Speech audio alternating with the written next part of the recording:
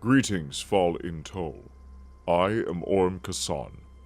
Well met, Orim. It is my understanding that Fleetmaster Khalul has assigned us both command over a combined arms operation to aid in ridding Suban of the accursed Banished threat. Indeed. A Spartan fire team will reinforce our forces, along with a Kigyar mercenary. Both are inbound from a previous engagement. Very well then. We will await their... Wait. Did you say Kasaan? You are kin to Rojka Kasaan. Indeed. I have heard many tales of his exploits on the colony of Rakoi. Surely they must be exaggerations. Exaggerations? A fearsome fleetmaster in Kaidan joining hands with demons and meekly humans against a brute who can command giants with his mind? Yes, exaggerations. Ah, I see. The truth is a deal less simple, but that is a long story. It will be some time before our allies arrive. I wish to hear this tale. What really happened on Rakoi? Very well. Now, where to begin?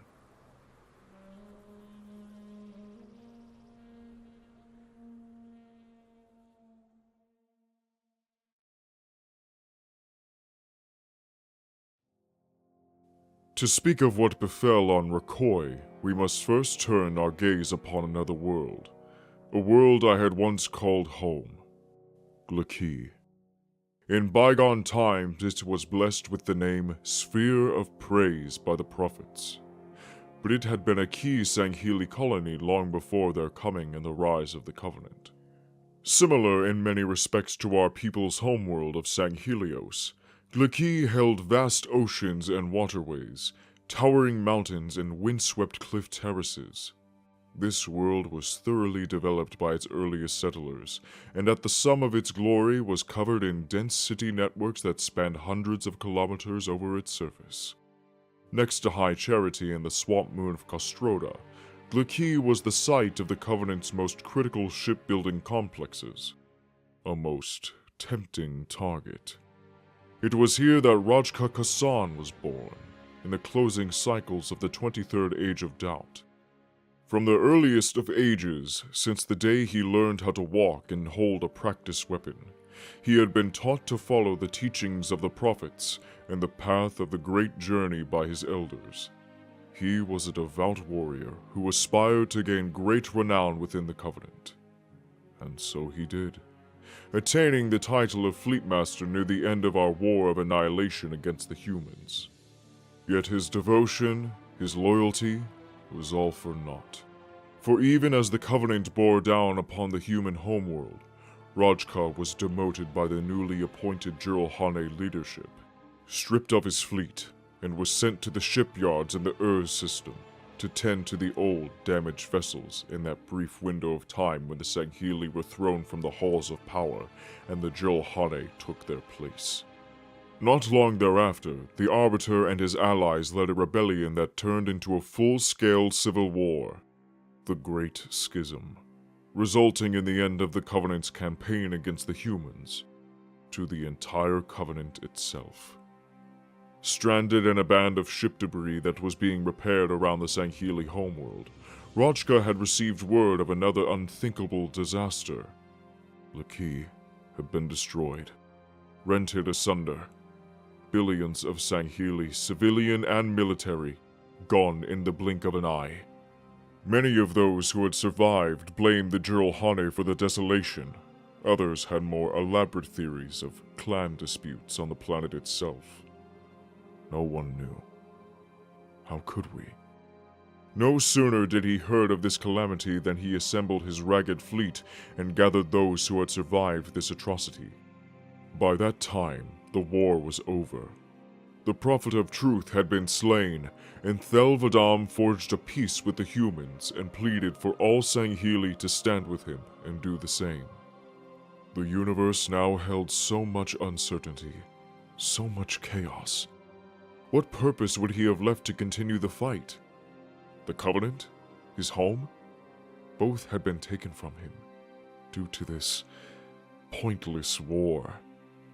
And thus, it was that Rojka agreed to stand with the new leadership and ended his hostilities with the humans.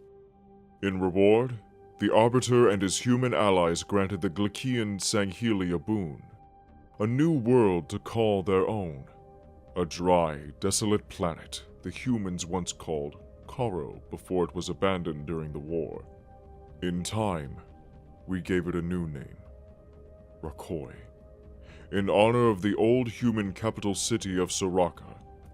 We soon established ourselves on the hidden Ashtalek River on the eastern side of the Oak Desert, and began building what would become the new home for all Sangheli on this world, the city-state of Rock, with Rojka Kasaan as its Kaidan. Here, we had a chance to start over after the war had taken so much from us, to build a new world out of the ashes of the old one. But that dream had been spoiled. Even as the first keeps were being raised, the humans who had abandoned their world so long ago had begun to return.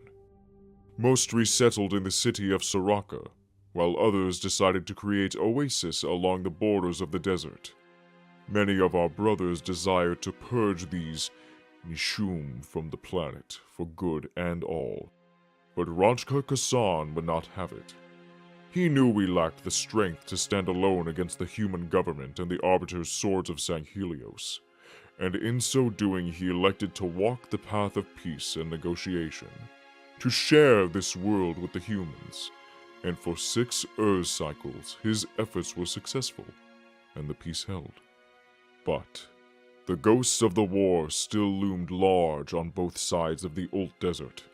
For many, the old hatreds remained, and soon fighting began to arise along many of the oases. It became so bad that the human government sent an envoy to arrange a peace summit between the Kaidan of Rock and the human governor of Soraka. Rojka entertained the envoy aboard his flagship, the Varric pattern cruiser known as the Unwavering Discipline, to acclimate her in the ways of our people. The Kaidan's willingness to work with the humans was met with strong resistance, and even open defiance among many in Rock. The foremost of these dissenters was the Kaidan's own cousin, Thars Sarov. Having witnessed the destruction of Glaki, his heart had hardened his enmity against the humans. And they were not without their merit. For many cycles, Rojka had left many probes in the Keskus system, among the ruins of Glaki. There he watched, waited, reported all. Months before the peace summit was to be held, he found a signal, a human signal. On the borders of the debris field, a single human escape craft was found, and aboard 3 stasis chambers. Inside them he found the Demon 3, a team of what the humans called Spartans. It was they who destroyed Glaki with their most devastating hell bomb, one powerful enough to destroy the home we had all been born to. Furious upon this revelation, he held them captive on board the Unwavering Discipline, a secret he kept only with his most trusted officers.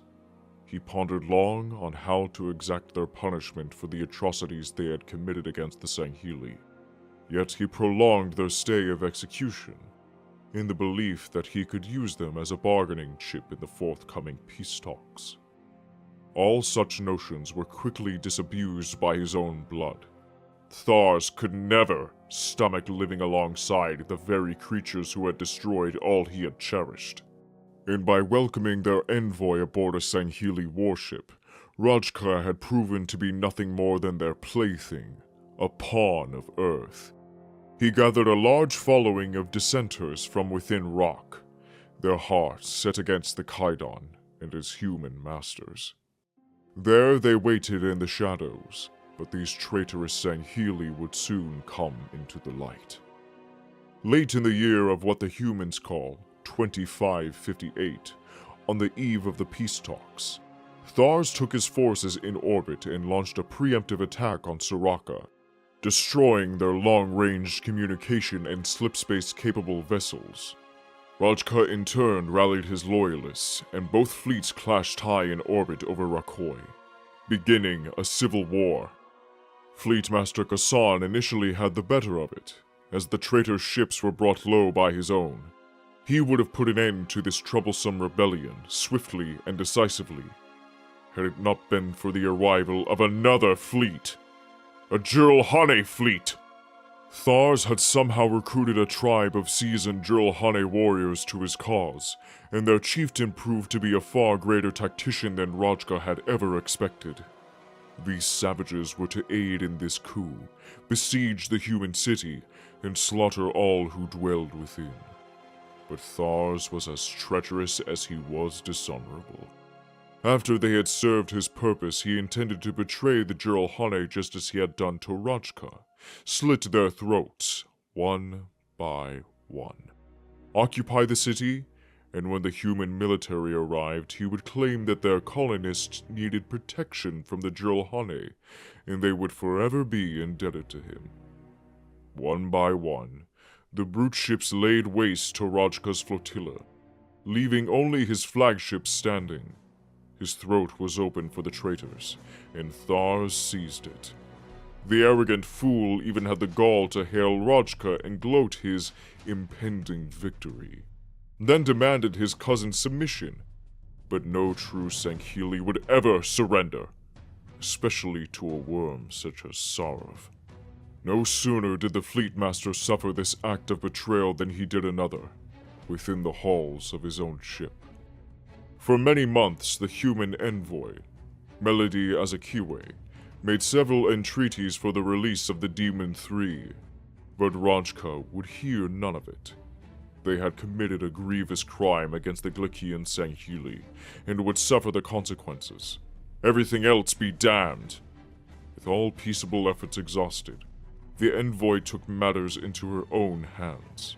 Through trickery and guile, she made her way to where the Spartans were held in their stasis pods. When he learned of her intentions, Rojka moved quickly to stop her. But by the time he had arrived, the Demon 3 had already risen from the dead. He and his warriors moved quickly against them, but the demons made short work of them, leaving only the Fleetmaster to stalk them from the shadows. Before he could make his move, however, Thars' traitorous adherents began to board the unwavering discipline, and the chaos allowed the Spartans to escape to the surface of Rakoi, but not before Rojka planted a tracking device on board their craft. So as long as the Demon 3 roamed free, the ghosts of Glaki would go unavenged. That was a notion Rojka Kasaan could not bear. And in so doing, he abandoned his battle with Thars in pursuing the Spartans. For vengeance. It was for this reason that he elected to jump into slipspace towards the surface, with his cousin in pursuit. Yet all the while, the Demon 3 traversed the dunes of Rakoi with the injured Envoy, making their way to a secret Oni facility hidden on this world. As they were doing so, the unwavering discipline in Thars' own flagship crash-landed in the Carrow Mountains. But Rojka and his crew survived, though one, Keza, rose up and attempted to kill the Fleetmaster. The fool underestimated Rojka and lost his life in consequence. After reasserting his command, he rallied his warriors, taking many as he followed the Demon 3 in the name of vengeance. He followed their trail all the way to the hidden Oni base, yet he knew not how to enter. Then fortune once again turned against him, for Thars Sarov had caught up with him. Rojka and his remaining warriors were surrounded and at his cousin's mercy, but the Fleetmaster made a proposition to Thars. If he allowed him to kill the Demon 3, he in turn would allow Thars to kill him and his troops, proclaiming them to be a Covenant remnant sect to the human military, so that when they arrived they would not seek vengeance. The traitor accepted this shrewd proposal, and so, Thars allowed him and his warriors to claim their justice. But it was information Rojka desired, not vengeance. Yet. The Fleetmaster wished to capture the Envoy and sharply question her on the location of the Demon 3, but Thars grew impatient and stormed the outpost. There, he butchered its Oni agents and tortured the Envoy for information on the demons. But it was not long before Rojka and his warriors emerged from the shadows, and with his reserved forces they made their escape aboard their phantom dropship. There, a terrifying revelation was made. The Jirlhane who came to aid Thars were not simple mercenaries, seeking wealth or arms. They were the voice of Mardoth, a once weak tribe that languished in the outlands of Doisak, until a new leader rose among their ranks. Hekabe. In the waning days of the War of Annihilation, as the Covenant made its last stand upon the Ark, this brute found a mysterious object in the depths of this great installation before abandoning it and the Prophet of Truth to their fate. After assassinating his great-uncle, Remerus, Hekabe took the Mardoth clan and made them a force to be reckoned with, crushing all rivals in his wake. One such was a chieftain of the Banished, Odenostos.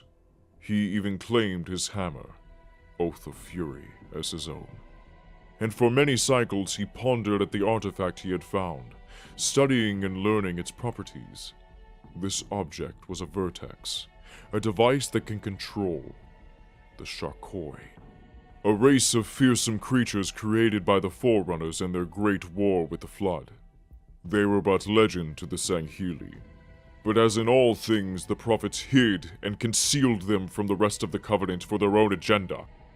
Massive in size, these hulking beasts boast an imposing presence that dwarfs even the largest of the Empire's client species. By themselves, they were simple, empty-headed creatures. But, with a dominant mind and control, a hive of these beasts could be formidable. And one such was hidden on Rakoi, hidden beneath the very outskirts of Soraka itself. He intended to use these creatures to build a virtually unstoppable army, to carve an empire for himself, grinding all beneath his heel. That was why he invaded Soraka, to find the entrance to the facility containing the Rakoi hive, buried beneath the ground. His Ungoi thralls and his heavy cruiser, the Phobane, penetrated the surface of Rakoi, and at last, he found their tomb. With the vertex in hand, he gained mastery over the Rakoi and unleashed them upon Soraka, even as the humans cleverly brought down the Phobane through the use of asteroids. Realizing the true threat that lay before them, Rojka Kasaan cast aside his desire for revenge and allied with the very creatures who took everything from him, placing the well-being of Rock above all. With the aid of the humans of Soraka, Rojka's remaining loyalists and the Demon 3, they plotted to assassinate Hekabe, and their efforts were successful, until his vertex mended his shattered skull from a sniper shot from one of the demons. Then the chieftain unleashed his full wrath upon his foes. With his newly acquired army, Hekabe slaughtered all in his wake, including the last of Rojka's warriors. Among them, his dearest friend and lieutenant, Dagarathum. The survivors had no choice but to retreat, and the Mardoth forces burrowed themselves deep within the bowels of the Forerunner facility, where many of the Rakoi were still entombed. Their throats were now exposed, and so, desperate measures were taken. With the loss of the human ships and the Phobane, the only fleet capable of transporting the Rakoi off-world was Thars, so he needed to see reason. With the few options remaining to them, the Envoy convinced Kasaan to an act of madness. Contact Thars and treat with him. Instead, he challenged him to a duel in exchange for the Demon 3. The Fleetmaster knew his cousin well. He would never join forces with them, so a show of strength was required. He The Envoy and the demons met and discussed their next move, then arrived at the appointed location in the Old Desert, surrendering to Thars and his soldiers, until the last vestige of Rojka's forces ambushed the traitors, allowing the Fleet Master to subdue his treasonous kin, while the Demon Three dealt with the rest. Rojka tried reasoning with his cousin to set aside their quarrels and stop Hekabe and the Rakoi horde from acquiring his fleet. But Thars was a stubborn fool. He refused all entreaties, and so saying he could do naught but watch as his ally used his swarm of monsters to seize his ships and butcher his warriors one by one. Rojka took Thar's head as repayment for all his follies, and all the woes he had wrought. Upon their return to Soraka, a plan was crafted. The human governor, the one known as Ellis Goss, built an electromagnetic pulse weapon capable of disabling the Vertex, leaving Hekabe open for the kill without the protection of his Rakoi. Once that was done, one would only need to detonate a nuclear warhead that was provided by the native humans, to destroy the Rakoi, once and for all. With their plan in place, the Allies stormed the depths of the Forerunner facility and met the remaining brutes and the Rakoi in battle, slaughtering them all. Then at last, within the bowels of the ancient Forerunner Temple, they came face to face with the Mardoth chieftain. Their battle was fierce, but for all the Jirlhane's might and prowess, the human governor activated the device, removing his Rakoi as a threat. And after much struggle and toil, the artifact was at last wrested from Hekabe's control by the human. Then, the governor used the Vertex on herself, and the Rakoi bended to her will. Her full fury was then directed towards Hekabe himself, for he had murdered her son during the initial invasion of her city. And so, she exacted a bloody vengeance upon the chieftain with her own horde of monsters to command, resulting in his mortally wounded body being tossed into a pit of molten lava. Thus ended the voice of Mardoth and their tyrannical chieftain. With the Rakoi hive at her command, she brought all of them into the temple, then detonated the warhead, sacrificing her own life, but not before commanding those still within the Sangheili ships to destroy themselves as well, taking their warships to the grave along with them, ending the threat of the Rakoi for good. With Thars and Hekabe dead, the conflict was brought to a close, and peace was at last restored to Rakoi. But it had exacted a heavy toll upon us all, especially onto Rojka Kasaan. He had lost his fleet, his dearest companions, and all those who bravely stood alongside him. He had nothing left but his home. And so, he returned at last to Rock, only to be confronted by Akato Dakaj, a lesser Kaidon of Rock, and several of his warriors. As it happened in the time of Rojka and Thar's absence, Akato seized the moment and rose in leadership among the keeps of Rock, becoming its new ruler. Rojka chose not to challenge this new regime, for he knew he had no supporters left, nor did he desire vengeance against the Demon Three anymore. He fought with them, spilled blood with them, and together they had saved their world. He finally understood the terrible cost of war, and so he lost his taste for it. But with the loss of the Sangheili fleet, Rock was now vulnerable. Soraka was now vulnerable. Both required a speaker for peace. They required an envoy. After spending much time with Azakiwe, Rojka elected to be that envoy. After all, he had forged ties with the humans during this conflict. He knew them well and would be well respected. And he could do what Azakiwe had done.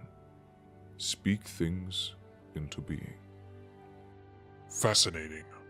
It would seem that our circumstance is not that different from what your bloodkin had faced. Traitors welcoming savages to our world so that they may take whatever they want. And like Rojka, we will not allow that to happen. Now, Let us see what is keeping our comrades. We have a war to win.